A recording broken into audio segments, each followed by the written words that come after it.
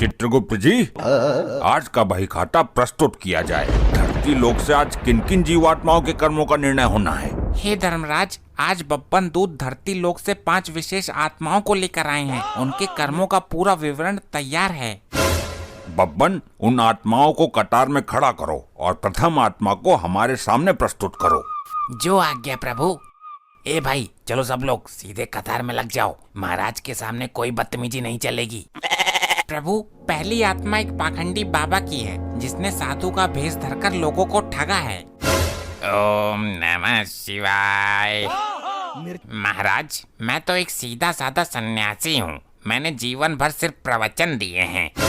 साधु का भेष धारण करना अत्यंत पवित्र काम है, परंतु यदि उसके पीछे छल हो तो वह महापाप बन जाता है। चित्रगुप्त जी, इनका सत्य प्रकट कीजिए।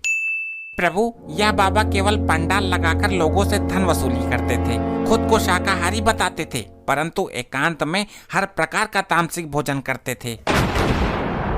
महाराज, वो तो बस शरीर की कमजोरी दूरी करने के लिए कभी कभी औषधि के रूप में। महाराज, ये टेंट वाले के पैसे भी बाकी रखते थे। इसी वजह से टेंट वाले ने लापरवाही से पंखा लगाया और वो पंखा इन्हीं के ऊपर गिर गया। चित्रगुप्त जी, मेरे पास गुप्त धन की जानकारी है। अगर आप चाहें तो हम कुछ साझा कर सकते हैं। मुझे बस एक बार वापस भेज दीजिए। ऐ मूर्ख, तुम यमलोक में धर्म के रक्षकों को प्रलोभन देने का दुस्साहस कर रहे हो। यहाँ केवल सत्य और न्याय का शासन है। महाराज, मुझे क्षमा कर दीजिए। मुझसे बहुत बड़ी भूल हो गई। बब्बन, इस पाखंडी को तुरंत नर्क के उस भाग में ले जाओ जहाँ केवल कठिन परिश्रम करना पड़ता है, ताकि इसे अपनी सत्यता पर ग्लानि हो।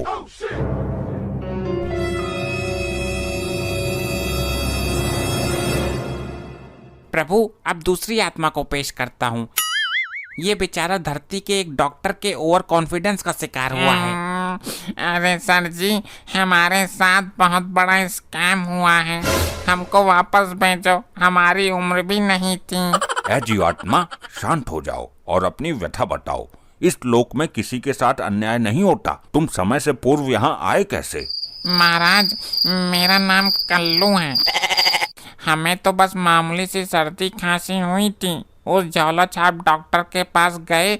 उस साले ने मेरा मतलब है डॉक्टर साहब ने पर्चे पर ऐसी उर्दू राइटिंग लिखी कि मेडिकल स्टोर वाले ने खांसी के सिरप की जगह चूहे मारने की दवा दे दी। हाँ प्रभु, डॉक्टर साहब की लिखावट इतनी कठिन थी कि धरती पर कोई समझ ही नहीं पाया। इसने एक ढक्कन पिया और इसकी आत्मा सीधे हमारे बब्बन दूत के स्प्लेंडर के पीछे बैठ गई। अरे महाराज, पूरी बात तो सुनिए। जब हम दवा पी के तड़पने लगे तो डॉक्टर बोला, घबराओ मत, ये रिएक्शन है और एक ऐसी सुई लगा देते हैं कि सब ठीक हो जाएगा। उसने दूसरी सुई ठोकी और हम सीधे आपके पास लैंड कर गए। कलयुग के कुछ चिकित्सकों की यह लापरवाही अत्यंत निंदनीय है। चित्रगुप्त जी, इस जीवात्मा के कर्मों का रिकॉर्ड क्या कहता है? प्रभु, इसने कोई बड़ा पाप नहीं किया। बस कभी कभी दूसरों की चीजें बिना पूछे इस्तेमाल कर लेता था और चुपके से पड़ोसी का वाईफाई चलाता था। महाराज, वो तो वाईफाई का पासवर्ड आसान था, इसलिए कनेक्ट हो जाता था। मैंने कोई चोरी नहीं की। ठीक है, इस आत्मा की मृत्यु में इसकी कोई भूल नहीं थी। इसे कुछ दिन के लिए विश्राम कक्ष में भेजा जाए और इसके बाद इसे उत्तम लोक की प्राप्ति हो। धन्यवाद महाराज, आपका न्याय अमर रहे। प्रभु, अब तीसरी आत्मा एक आधुनिक महिला की है, जिसने पूरा समय केवल इंटरनेट पर वीडियो बनाने और लोगों को बातों में घुमाने में बीतता था। Oh my God, what is this place? यहाँ का इंटीरियर कितना ओल्ड फैशन है। मिस्टर चित्रगुप्त, मेरा फोन कहाँ है? मुझे एक वीडियो अपलोड करना है। देवी, यह यमलोक है। यहाँ भौतिक वस्तुएं जैसे फोन और इंटरनेट नहीं चलते। यहाँ केवल आपके कर्म चलते हैं। क्या? बिना फोन के मैं कैसे रहूंगी? यमराज जी, आप ही कुछ कहिए। आपकी ये मूछें कसम से अनिल कपूर जैसी लगती हैं। आप इतने बड़े राजा होकर मुझ जैसी गरीब लड़की को सजा देंगे? देवी, प्रशंसा से न्याय का मार्ग नहीं बदलता। अपनी मृत्यु का कारण बताइए। मैं तो बस स्कूटी चलाते हुए बिना हाथ छोड़े गुलाबी शरारा गाने पर रील का पोज दे रही थी, तभी पीछे से एक रोडवेज बस आ गई और प्रभु इनका वीडियो तो पूरा हुआ नहीं, लेकिन इनका जीवन जरूर पूरा हो गया। जब ये बस के नीचे आई तब इनका हाथ हवा में था और मुंह से लाइक एंड सब्सक्राइब निकल रहा था। तुम चुप रहो मिस्टर यमराज जी, अगर आप मुझे वापस भेज दोगे ना तो मैं यमलोक के नाम पर एक कड़क रील बनाऊंगी, मिलियन में व्यूज आएंगे, आपका भौकाल टाइट हो जाएगा धरती पर। चित्रगुप्त जी, इनके वास्तविक कर्म कैसे हैं? प्रभु ये महाचालाक औरत है, इसके पाप सुनिए। ये गोलगप्पे वाले से हमेशा 5 सूखी पापड़ी मुफ्त मांगती थी और पैसे भी गूगल पे फेल होने का बहाना बनाकर नहीं देती थी। ऑनलाइन शॉपिंग करके सामान इस्तेमाल करती थी और फिर डिफेक्टिव बताकर रिटर्न कर देती थी। अरे वो तो स्मार्ट शॉपिंग है चित्रगुप्त अंकल, और गोलगप्पे वाले से पापड़ी मांगना तो हमारा जन्मसिद्ध अधिकार है, इसमें पाप कैसा? दूसरों की मेहनत का मूल्य न चुकाना और छल करना अपराध की श्रेणी में आता है। वाहन को सावधानी से न चलाकर दूसरे के जीवन को खतरे में डालना भी महापाप है। यम जी प्लीज मान जाइए ना, आपके दरबार का बैकग्राउंड चेंज करवा दूंगी, एकदम रील्स के लिए परफेक्ट लाइटिंग करवा दूंगी। बब्बन, इन्हें उस कक्ष में ले जाओ जहां इन्हें बिना किसी आधुनिक उपकरण और बिना इंटरनेट के रहना पड़े, ताकि इन्हें जीवन की वास्तविक कीमत समझ आए। नहीं, नो इंटरनेट, ये तो टॉर्चर है। यमराज आप तो बहुत क्रूर हो। प्रभु चौथी आत्मा एक 85 वर्ष के बुजुर्ग की है। अरे महाराज प्रणाम। चित्रगुप्त जी जरा तंबाकू को चूना लगा के देना। अरे बुढ़ाऊ चाचा, यहाँ कोई पान की दुकान नहीं खुली है, तमीज से खड़े रहो प्रभु के सामने। अरे तो महाराज कौन से बाहर के हैं, अपने ही तो हैं। महाराज हमारे बच्चे ने हमसे वसीयत पर दस्तखत कराने के लिए हमारी चाय में यूरिया खाद मिला दिया, जिससे हमारी सांसें रुक गई। संतानों का ऐसा व्यवहार अत्यंत निंदाजनक है। चित्रगुप्त जी, उनके इस कृत्य को महापाप में दर्ज किया जाए। हाँ महाराज, उनको तो सीधे खौलते तेल में डालना, लेकिन महाराज मुझे वापस भेज दो, अभी वसीयत पर अंगूठा लगाना बाकी है, नहीं तो साले सब ऐश करेंगे। चित्रगुप्त जी, इन बुजुर्ग के स्वयं के कर्म कैसे हैं? प्रभु ये बुढ़ा तो पूरा छटा हुआ कबाड़ी है। बुढ़ापे में राम नाम जपने की उम्र में ये लड़कों को ताश के पत्तों की 3 पत्ती वाली ट्रिक सिखाता था, और तो और मोहल्ले के लड़कों की लव स्टोरी की बातें उनके घर वालों को बताकर लठ बजवाता था। हाँ महाराज, मोहल्ले के लोग इनसे बहुत परेशान रहते थे, ये सबकी जासूसी करते थे और बात बात पर कोर्ट कचहरी की धमकी भी देते थे। अबे ओए पेन घिस्सू के चेले, ज्यादा मत बोल। महाराज हम तो बस मोहल्ले में शांति व्यवस्था बनाए रखने के लिए चुगली करते थे, टाइम पास कैसे होता बुढ़ापे में। दूसरों के घरों में अशांति फैलाना और बुढ़ापे में अधर्म का मार्ग चुनना अत्यंत अनुचित है। बुजुर्ग, आपकी आयु का सम्मान करते हुए आपको कठिन दंड नहीं दिया जाएगा, परंतु आपको उस कक्ष में रहना होगा जहां 24 घंटे सिर्फ मौन व्रत रखा जाता है। मौन व्रत? महाराज जरा तेल में नमक और अजवाइन डलवा के कढ़ाई में बैठा दो, वो मंजूर है, पर बिना बोले हम 1 घंटा नहीं रह सकते, हम पागल हो जाएंगे। चाचा अब वहाँ जाकर केवल मौन रहिए, चलिए आगे बढ़िए। प्रभु अब 5वीं और अंतिम आत्मा प्रस्तुत है। इसका नाम चुन्नू है, जो धरती पर शुद्ध कढ़ाई नाम से हलवाई की दुकान चलाता था।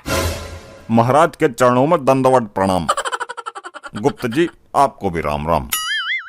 चुन्नू, तुम समय से पूर्व इस लोक में कैसे आए? तुम्हारी मृत्यु का कारण क्या है? क्या बताएं महाराज जी, दिवाली का सीजन था, रात दिन जागकर कढ़ाई में खोआ मार रहे थे, अचानक भट्टी का सिलेंडर भड़बड़ा के फट गया और हम सीधे कढ़ाई से उड़कर आपके दरबार में लैंड कर गए। चित्रगुप्त जी, इस जीवात्मा का बही खाता क्या कहता है? क्या इसके कर्म इसके नाम की तरह शुद्ध हैं?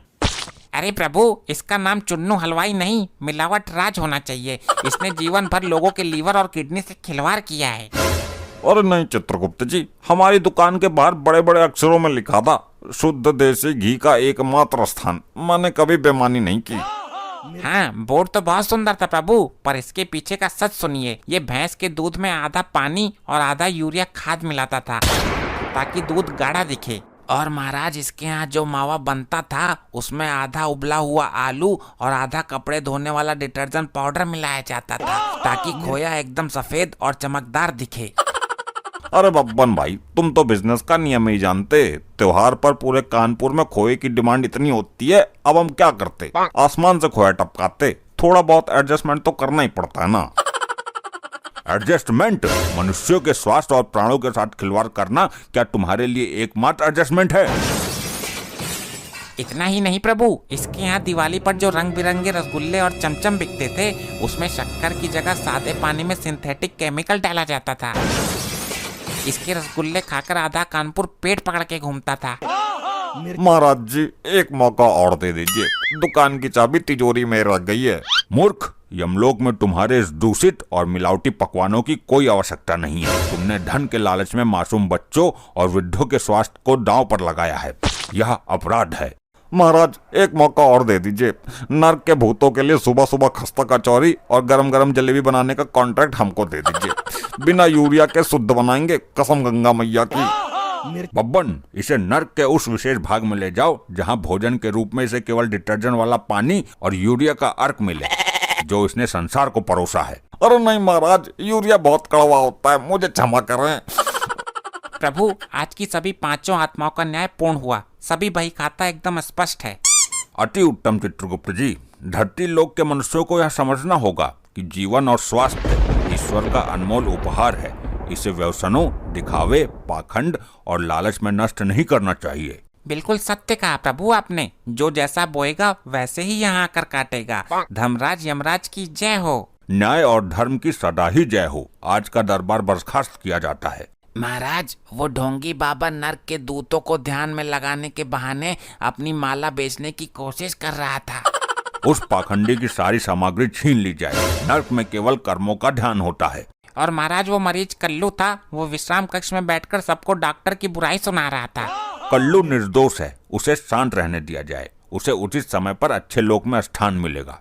और महाराज, वो मॉडर्न लेडी बिना इंटरनेट के दीवारों पर टिकटॉक के पोज बना रही थी।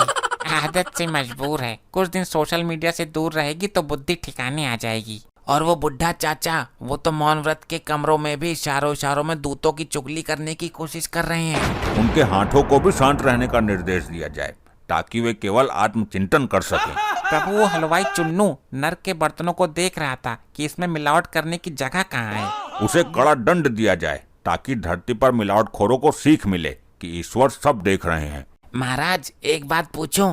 धरती लोक पर आपके नाम से लोग इतना डरते क्यों हैं, जबकि आप इतना सही न्याय करते हैं? बब्बन, जो मनुष्य बुरे काम करता है उसे ही दंड का भय होता है। सत्य और धर्म के मार्ग पर चलने वालों के लिए यमराज भय नहीं है, मोक्ष का द्वार है।